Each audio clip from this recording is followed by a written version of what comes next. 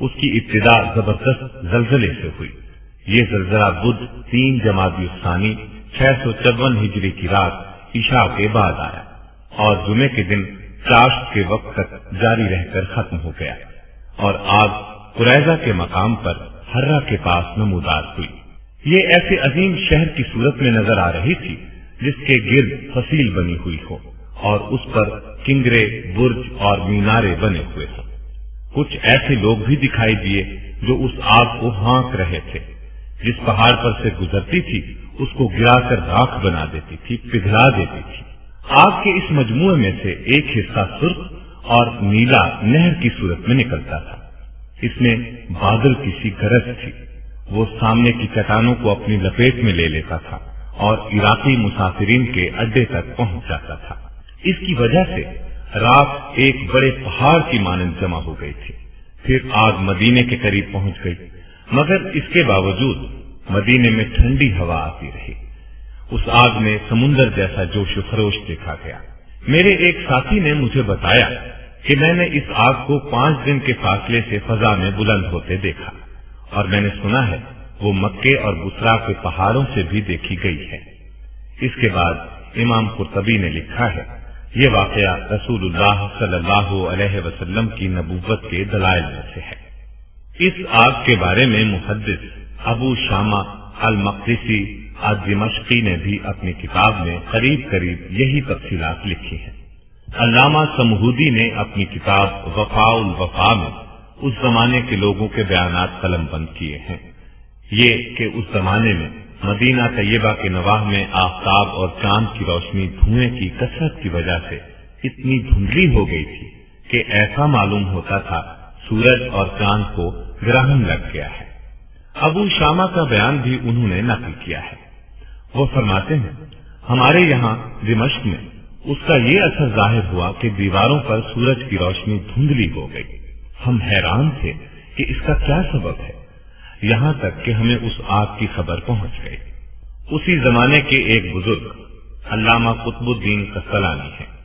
جب آگ لگی تو یہ مکہ میں تھے۔ انہوں نے اس آگ کی تحقیق میں بڑی تگ و دو کی، یہاں تک کہ اس پر ایک کتاب لکھی۔ اس میں عینی گواہوں کے بیانات قلم بند کیے۔ اس کتاب میں انہوں نے یہ عجیب واقعہ نقل کیا ہے۔ مجھے ایک ایسے شخص نے یہ بات بتائی ہے جس پر میں اعتماد کرتا ہوں۔ اس نے ہرہ کے پتھروں میں سے ایک بہت بڑا پتھر اپنی آنکھوں سے دیکھا ہے۔ اس کا کچھ حصہ حرم مدینہ کی حد سے باہر تھا۔ آگ اس کے صرف اس حصے کو لگی جو حرم کی حد سے باہر تھا، اور جب پتھر کے اس حصے تک پہنچی جو حرم میں داخل تھا تو بجھ گئی اور ٹھنڈی ہو گئی۔ یہ نبی اکرم صلی اللہ علیہ وسلم کا ایک اور معجزہ ہے کہ اتنی بڑی آگ حرم مدینہ میں داخل نہ ہو سکی، یہاں تک کہ ایک ہی پتھر کا جو حصہ حرم سے باہر تھا وہ جل گیا، جو اندر تھا اس کو آگ نہ جلا سکی اور ٹھنڈی ہو گئی۔ اسی زمانے کے ایک بزرگ قاضی صدر الدین ہیں۔ یہ دمشق کے حاکم تھے، لیکن قاضی بننے سے پہلے یہ بصرہ میں ایک مدرسے کے مدرس تھے۔ آگ کے واقعے کے وقت بھی بصرہ میں تھے۔ انہوں نے مشہور مفسر حافظ ابن کثیر کو بتایا، جن دنوں یہ آگ نکلی ہوئی تھی میں نے ایک دیہاتی کو کہتے ہوئے سنا، وہ میرے والد کو بتا رہا تھا کہ ہم لوگوں نے اس آگ کی روشنی میں اونٹوں کی گردنیں دیکھی ہیں، اور یہ بالکل وہ بات ہے جس کی خبر رسول اللہ صلی اللہ علیہ وسلم نے دی تھی، یہ کہ اس آگ سے بصرہ میں اونٹوں کی گردنیں روشن ہو جائیں گی۔ اس آگ کے بارے میں نبی کریم صلی اللہ علیہ وسلم نے 3 باتیں ارشاد فرمائی تھیں۔ ایک یہ کہ وہ آگ حجاز میں نکلے گی، دوسری یہ کہ اس سے وادی بہہ پڑے گی، تیسری یہ کہ اس سے بصرہ کے مقام پر اونٹوں کی گردنیں روشن ہو جائیں گی۔ یہ باتیں حرف بحرف صحیح ثابت ہوں۔ غرض یہ اللہ کے رسول صلی اللہ علیہ وسلم کے ایسے معجزات ہیں جو آپ کے وصال کے صدیوں بعد ظاہر ہوئے، اور آئندہ بھی جن واقعات کی خبر آپ نے دی ہے بلا شبہ وہ بھی ایک ایک کر کے سامنے آتے جائیں گے اور نبی صلی اللہ علیہ وسلم کی صداقت کی دلیل بنیں گے۔ اب آپ کو چند احادیث سناتا ہوں جن میں نبی صلی اللہ علیہ وسلم نے قیامت کی علامات بیان فرمائی ہیں۔ ان احادیث میں صرف وہ حصے سناؤں گا جن کا تعلق قیامت کی علامات سے ہے۔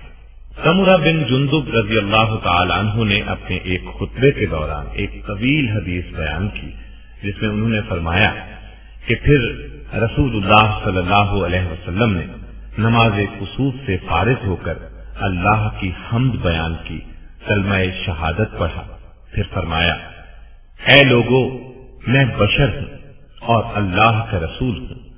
اللہ کی قسم، جب تک 30 کذاب یعنی جھوٹے نبی پیدا نہیں ہوں گے قیامت نہیں آئے گی۔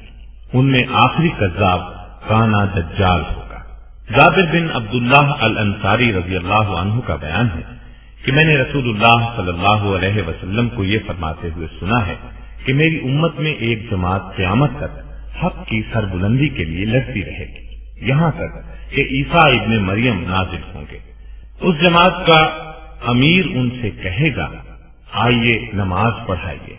عیسیٰ علیہ السلام فرمائیں گے، نہیں، اللہ نے اس امت کو اعزاز بخشا ہے، اس لیے تم ہی میں سے بعض کے امیر ہیں۔ یہ حدیث صحیح مسلم کی ہے۔ اسی جیسی ایک حدیث صحیح بخاری سے سناتا ہوں۔ ابو ہریرہ رضی اللہ تعالی عنہ سے روایت ہے کہ رسول اللہ صلی اللہ علیہ وسلم نے فرمایا، قسم ہے اس ذات کی جس کے قبضے میں میری جان ہے، وہ وقت ضرور آئے گا جب تم میں عیسیٰ ابن مریم حاکم عادل کی حیثیت سے نازل ہوں گے، صلیب کو توڑیں گے یعنی صلیب پرستی ختم کر دیں گے، خنزیر کو قتل کریں گے، جنگ کا خاتمہ کر دیں گے، مال و دولت کی ایسی فراوانی ہوگی کہ کوئی اس کو قبول نہیں کرے گا، لوگ ایسے دیندار ہو جائیں گے کہ ان کے نزدیک ایک سجدہ دنیا و ما فیہا سے بہتر ہوگا۔ اسی طرح ایک اور حدیث صحیح مسلم سے سناتا ہوں۔ حذیفہ بن اسید غفاری رضی اللہ عنہ سے روایت ہے کہ رسول اللہ صلی اللہ علیہ وسلم نے ہماری طرف دیکھا، ہم آپس میں ذکر کر رہے تھے، چنانچہ آپ صلی اللہ علیہ وسلم نے پوچھا، کس بات کا ذکر کر رہے تھے؟ ہم نے بتایا، ہم قیامت کا ذکر کر رہے تھے۔ یہ سن کر آپ صلی اللہ علیہ وسلم نے فرمایا، قیامت اس وقت تک ہرگز نہیں آئے گی جب تک تم 10 علامات نہ دیکھ لو گے: دھواں، دابۃ الارض، دجال، سورج کا مغرب سے طلوع ہونا، عیسیٰ ابن مریم کا نازل ہونا، یاجوج ماجوج کا آنا، زمین میں دھنسنے کے 3 واقعات ہوں گے، ایک مشرق میں، ایک مغرب میں، ایک جزیرہ عرب میں۔ آخر میں یمن سے ایک آگ نکلے گی، وہ لوگوں کو حشر کے میدان کی طرف دھکیلے گی، اور ایک روایت کے مطابق 10ویں علامت ایک آندھی آئے گی جو لوگوں کو سمندر میں پھینک دے گی۔ صحیح مسلم کی ایک اور روایت میں ہے، ابو ہریرہ رضی اللہ تعالی عنہ سے روایت ہے کہ رسول اللہ صلی اللہ علیہ وسلم نے ارشاد فرمایا، 6 چیزوں سے پہلے نیک کاموں میں جلدی کرو: دھواں، دجال، دابۃ الارض، سورج کا مغرب سے طلوع ہونا، اور ایک عام اور خاص لوگوں کا فتنہ۔ تفسیر ابن کثیر میں اس دھوئیں کی وضاحت لکھی ہے کہ یہ دھواں قیامت کے بالکل نزدیک نظر آئے گا، یہ دھواں کفار پر چھا جائے گا اور ان کے لیے یہ دردناک عذاب ہوگا۔ اس دھوئیں سے مومنوں کو تو صرف زکام سا محسوس ہوگا، لیکن کفار اور منافقین کے یہ کانوں میں گھس جائے گا، جس سے ان کے سر ایسے گرم اور سخت ہو جائیں گے جیسے آگ پر بھون دیے گئے ہوں۔ دابۃ الارض کا مطلب یہ ہے کہ قیامت کے نزدیک اللہ تعالی زمین سے ایک جانور کو نکالیں گے، وہ ان سے باتیں کرے گا۔ یہ وہ وقت ہوگا جب عیسیٰ علیہ السلام کی وفات ہو چکی ہوگی اور اللہ کی نافرمانی اور کفر دنیا میں پھیل چکا ہوگا، اسلام کے اکثر حصے پر عمل چھوڑ دیا گیا ہوگا، تو اس وقت اللہ تعالیٰ اس جانور کو نکالے گا جو مومن اور کافر میں فرق کرے گا تاکہ لوگ کفر سے باز آ جائیں۔ پھر یہ جانور غائب ہو جائے گا، لوگوں کو سنبھلنے کی مہلت دی جائے گی، مگر وہ پھر بھی سرکشی پر اڑے رہیں گے۔ تب آفتاب کے مغرب سے طلوع ہونے کا عظیم واقعہ پیش آئے گا۔ اس کے بعد کسی کافر کی توبہ قبول نہیں ہوگی۔ اب ایک طویل ترین حدیث سناتا ہوں جس میں بہت زیادہ وضاحت اور تفصیل ہے، سنیے۔ نواس بن سمعان رضی اللہ تعالی عنہ کا بیان ہے کہ ایک کہ اللہ ایک خوشگوار ہوا بھیج دے گا جو ان کی بغلوں کے زیریں حصے میں اثر انداز ہو کر ہر مومن اور مسلمان کی روح قبض کرنے کا سبب بن جائے گی، اور دنیا میں صرف بدترین لوگ باقی رہ جائیں گے جو گدھوں کی طرح کھلم کھلا زنا کریں گے۔ چنانچہ قیامت انہی بدترین لوگوں پر آئے گی۔ یہ حدیث مسلم، ابو داؤد، ترمذی، ابن ماجہ وغیرہ کتب احادیث میں موجود ہے۔ ایک اور حیرت انگیز حدیث سناتا ہوں، وہ بھی صحیح مسلم کی ہے۔ ابو ہریرہ رضی اللہ تعالیٰ عنہ فرماتے ہیں کہ رسول اللہ صلی اللہ علیہ وسلم نے فرمایا، قیامت سے پہلے یہ واقعہ ضرور ہو کر رہے گا کہ اہل روم اعماق یا وابق کے مقام پر پہنچ جائیں گے، ان کی طرف مدینے سے ایک لشکر پیش قدمی کرے گا۔ وہ اس زمانے کے بہترین لوگوں پر مشتمل ہوگا۔ جب دونوں لشکر آمنے سامنے صف بستہ ہوں گے تو رومی کہیں گے، ہمارے جو آدمی قید کیے گئے ہیں اور جو اب مسلمان ہو چکے ہیں انہیں اور ہمیں تنہا چھوڑ دو، ہم ان سے جنگ کریں گے۔ مسلمان کہیں گے، نہیں، اللہ کی قسم، ہم اپنے بھائیوں کو ہرگز تمہارے حوالے نہیں کریں گے۔ اس پر وہ ان سے جنگ کریں گے۔ ان میں سے 1/3 مسلمان بھاگ کھڑے ہوں گے جن کی توبہ اللہ تعالیٰ کبھی قبول نہیں کرے گے، یعنی ان کو توبہ کی توفیق بھی نہیں ہوگی، اور 1/3 مسلمان قتل ہو جائیں گے جو اللہ کے نزدیک افضل ترین شہداء ہوں گے۔ باقی 1/3 مسلمان فتح حاصل کر لیں گے۔ اس کا نتیجہ یہ ہوگا کہ یہ لوگ آئندہ کے لیے ہر فتنے سے محفوظ ہو جائیں گے۔ اس کے بعد جلد ہی یہ لوگ قسطنطنیہ فتح کر لیں گے۔ یہ لوگ اپنی تلواریں زیتون کے درختوں پر لٹکا کر ابھی مال غنیمت لوٹ رہے ہوں گے کہ شیطان چیخ کر یہ آواز لگائے گا کہ دجال تمہارے پیچھے بستیوں میں گھس آیا ہے۔ یہ سنتے ہی یہ لشکر دجال کا مقابلہ کرنے کے لیے قسطنطنیہ سے روانہ ہو جائے گا، اور یہ خبر اگرچہ غلط ہوگی لیکن جب یہ لوگ شام پہنچیں گے تو دجال واقعی نکل آئے گا۔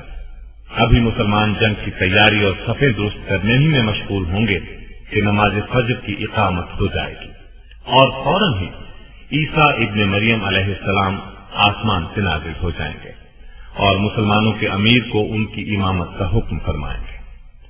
اللہ کا دشمن دجال جب عیسیٰ علیہ السلام کو دیکھے گا تو اس طرح گھلنے لگے گا جس طرح نمک پانی میں گھلتا ہے۔ چنانچہ اگر وہ اس کو قتل نہ کریں تب بھی وہ گھل گھل کر ہلاک ہو جائے، لیکن اللہ اسے ان کے ہاتھوں سے قتل کرائے گا، اور وہ لوگوں کو اپنے حربے پر اس کا خون لگا ہوا دکھائیں گے۔ قاسم صاحب، اب میں آپ کو بہت سی روایات کا خلاصہ سناتا ہوں۔ نبی صلی اللہ علیہ وسلم نے فرمایا، جب دجال نکلے تو تم ثابت قدم رہنا، میں تمہارے سامنے اس کی وہ علامات بیان کیے دیتا ہوں جو پہلے کسی نبی نے بیان نہیں کی۔ وہ سب سے پہلے تو یہ دعویٰ کرے گا کہ میں نبی ہوں، حالانکہ میرے بعد کوئی نبی نہیں۔ پھر وہ دعویٰ کرے گا کہ میں تمہارا رب ہوں، حالانکہ تم اپنے رب کو مرنے سے پہلے نہیں دیکھ سکتے۔ مطلب یہ کہ اس کا نظر آنا ہی اس بات کی دلیل ہوگا کہ وہ رب نہیں ہے۔ دوسرے یہ کہ وہ کانا ہوگا، حالانکہ تمہارا رب کانا نہیں ہے۔ تیسرے یہ کہ اس کی دونوں آنکھوں کے درمیان کافر لکھا ہوگا جس کو ہر مومن پڑھ لے گا، ہاں وہ لکھنا پڑھنا جانتا نہ بھی ہو۔ دجال کے فتنوں میں سے ایک فتنہ یہ ہوگا کہ اس کے ساتھ ایک جنت اور ایک آگ ہوگی، مگر حقیقت میں اس کی جنت آگ اور آگ جنت ہوگی۔ بس جو شخص اس کی آگ میں مبتلا ہو اس کو چاہیے کہ اللہ سے فریاد کرے اور سورہ کہف کی ابتدائی آیات پڑھے۔ ایسا کرنے سے وہ آگ اس کے لیے اسی طرح ٹھنڈی ہو جائے گی جس طرح ابراہیم علیہ السلام پر ٹھنڈی ہوئی تھی۔ اس کا ایک فتنہ یہ ہوگا کہ وہ کسی دیہاتی سے کہے گا، اگر تیرے مردہ ماں باپ کو میں زندہ کر دوں تو کیا تو شہادت دے گا کہ میں تیرا رب ہوں؟